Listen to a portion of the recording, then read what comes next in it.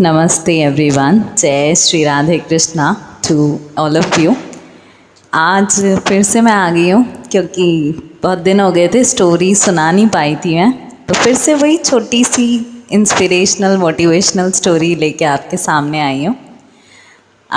Story शुरू करते हैं। एक बार एक रेगिस्तान होता है, बहुत ही सूखा रेगिस्तान होता है, ठीक है। उसमें एक पक्षी है, उस एक पक्षी होता है, तो उसका बहुत बुरा हाल में था वो पक्षी, क्योंकि उसके पंख टूट चुके थे, उसको भूख प्यास से उसका गला बिल्कुल बैठ रखा था और खाने को दूर दूर तक कुछ नहीं था, पीने को पानी नहीं था। तो इतने सूखे वीरान से रेगिस्तान में वो भगवान को बोल रहा था कि भगवान कुछ तो करिए, कुछ तो करिए प्रभु, मेरी मदद करिए, और मैं क्या करूं, नहीं तो उसके प्राण उसको लग रहा था जाने ही वाले हैं। तो क्या देखता है कि ऊपर से है ना, जो विष्णु भगवान जी के जो वाहन हैं श्री गरुण जी, वो उड़कर जा रहे थे।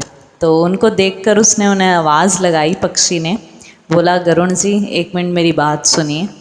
तो कहता है ठीक है। गरुण जी आते हैं, पूछते हैं हाँ बताओ क्या क्या प्रॉब्लम है तुम्हारी।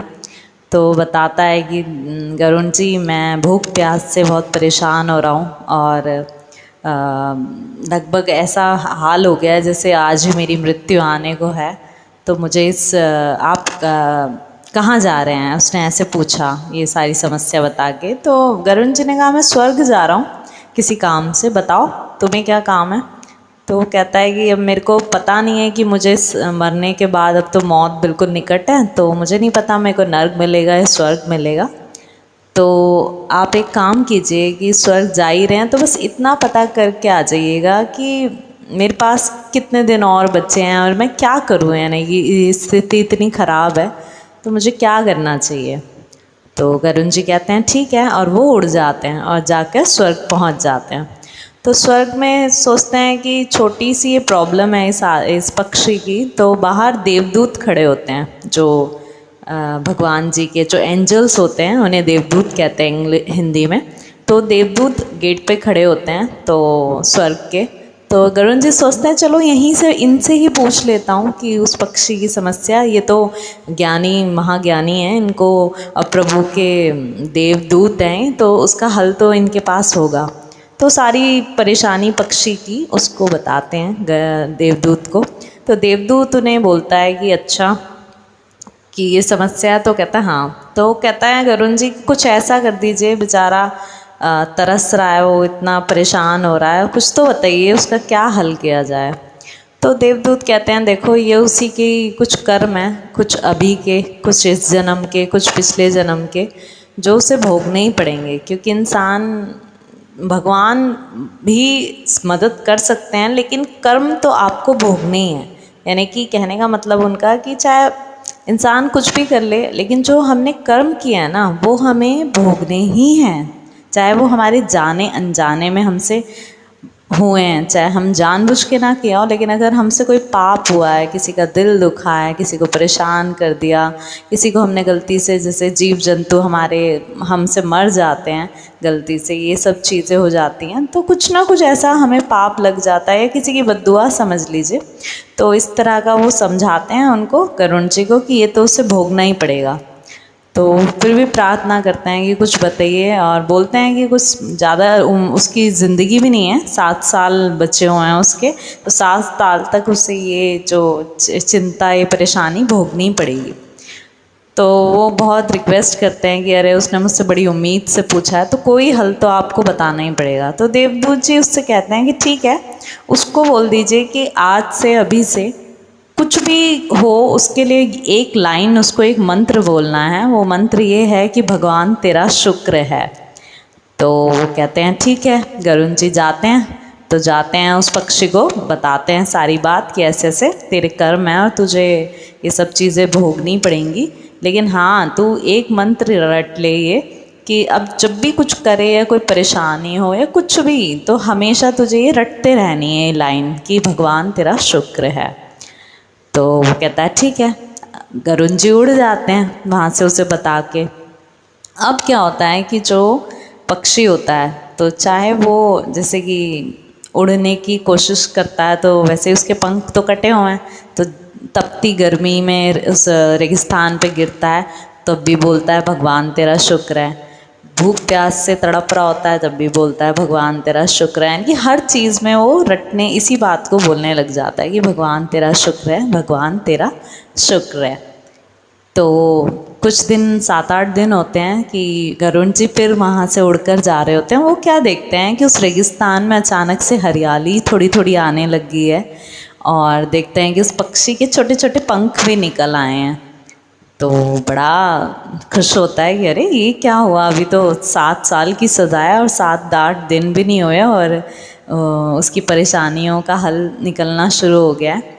तो वो जाके देवदूत के पास वापस जाते हैं और पूछते हैं कि आपने ऐसा क्या करा या क्या ये हुआ कि उसके साथ ये सब होने लग गया। तो देवदूत जी बोलते हैं कि अब उसको ये हो गया कि ये है कि पहले वो सिर्फ अपने लिए जी रहा था, अपनी चिंताओं में, अपने यानी कि किसी भी चीज़ में उसने भगवान की कोई एहसान नहीं दिखाया किसी भी चीज़ में। चाहे उसके पास एक अच्छे रिलेशनशिप थे, चाहे उसके पास चाहे कुछ भी हो, यानी कि जो भी उसे दाना पानी मिल रहा था, तो ये सब उसके लिए उसने शुक्राना अदा नहीं करा। और अब वो हर चीज़ के लिए, चाहे उसे दुख पे दुख मिले जा रहे हैं, चाहे उसके रेगिस्तान में उसका शरीर जल रहा है या भूख प्यास से तड़प रहा है, तो बार बार एक ही बात बोल रहा है भगवान तेरा शुक्र है, भगवान तेरा शुक्र है। तो इस वजह से है ना, भगवान इतने कृपालु हैं कि चाहे आप कितने ही बड़े से बड़े पाप कर दें, लेकिन जब आप उसका शुक्राना शुरू कर देते हैं ना करना, तो आपके बड़े से बड़े पाप को वो क्षण भर में आपको माफ़ करने लग जाते हैं, क्योंकि उनका दिल इतना सॉफ्ट है। तो यही हुआ है इस पक्षी के साथ भी कि जहाँ इसको 7 साल भोगने थे, अब इसे कुछ ही दिन भोगने पड़ेंगे और उसके बाद ये मोक्ष को प्राप्त हो जाएगा। तो ये थी छोटी सी कहानी। अब इसका सार आता है। सार ये आता है कि जो ये लाइन है भगवान तेरा शुक्र है, ये हर किसी को बोलना चाहिए, ये सिर्फ उस पक्षी के लिए नहीं है। हम सोचते हैं हमारे पास जैसी कोई बड़ी टेंशन आ जाती है, कोई बड़ी परेशानी हमारे सामने आ खड़ी हुई है, तो हम भगवान को कोसना शुरू कर देते हैं, ये तूने क्या कर दिया भगवान, ये वो, उन पे यानी कि गालियों की बौछार कर देते हैं मन ही मन गुस्से में। लेकिन ये सब गलत है। एक क्षण के लिए आप उसी टाइम, जिस टाइम आपको गुस्सा आ रहा है भगवान जी पे, उसी टाइम रुक के 1 मिनट रुक जाइए और उस समय ये सोचिए कि और क्या क्या चीज़ उसने आपको दे रखी हैं, उसके लिए उसे शुक्राना कीजिए। कि जैसे कि उसने सांस, सबसे बड़ी तो हमें सांसें दी हैं, एक पत्ता भी नहीं हिलता भगवान की कृपा के बिना, ये मेरा अटूट विश्वास है। तो अगर आपकी सांसें चल रही हैं तो सबसे बड़ा ये उसको धन्यवाद दीजिए। आप खुद नहीं जानते अगले पल आपकी सांसें रहेंगी या नहीं रहेंगी। आपको अच्छा खासा शरीर दिया है, इसके शुक्राना कीजिए। कि कितने लोग हैं जिनके हाथ नहीं होते, पैर नहीं होते, या किसी भी शारीरिक रोग से वो ग्रस्त होते हैं। आप अगर परफेक्ट हैं, स्वस्थ हैं, तो इसका शुक्राना कीजिए। तीसरा, अगर आप लोग जैसे कि हमसे कोई कुछ भी, अगर हमसे उसने कुछ छीना है, तो उसके बदले वो उस आपको कुछ रियलाइज़ करवाना चाहता है कि चलो ये मैंने छीना है, क्योंकि शायद हो सकता है कि तू कुछ और कर रहा था गलत, जो तुझे वैल्यू नहीं थी, तो उसकी मैंने अभी छीना है, लेकिन उसकी वैल्यू कर। रिश्ते हैं या कुछ भी है, कोई भी चीज़ है, कोई आपने पैसों की अहंकार कर लिया या खूबसूरती का अहंकार कर लिया, अगर वो छीन रहा है ना, तो वो कुछ ना कुछ आपको सिखाने के लिए ही छीन रहा है, आपको कुछ देने के लिए, आपको परफेक्ट बनाने के लिए ही छीन रहा है। तो उसको जज मत करिए, क्योंकि उसका जो प्लान होता है ना, वो इतना परफेक्ट है भगवान का प्लान कि हम और आप नहीं समझते। लेकिन कुछ साल, कुछ समय बाद जब आपकी स्थिति सुधरेगी ना, और आपको लगेगा कि यार वो दुख बहुत ज़रूरी था, वो पेन बहुत ज़रूरी था, तभी मैं आज एक अच्छा इंसान बन पाया, या तभी आज ये खुशियाँ मेरे सामने आई हैं। तो इसलिए हर क्षण उसका, चाहे दुख मिल रहा है तो यार उस दुख का भी शुक्राना कीजिए। और मैं तो रोज़ करती हूँ कि ज़िंदगी में चाहे कितने भी मैंने अभी इन 14-15 सालों में दुख देखे हैं, हर एक दुख का शुक्राना करती हूँ कि इस दुख से शायद आज मेरा ये वर्जन बन गया है कि मैं ऐसी बन गई हूँ। तो thank you God, thank you Kanha ji, thank you Radhe Krishna and thank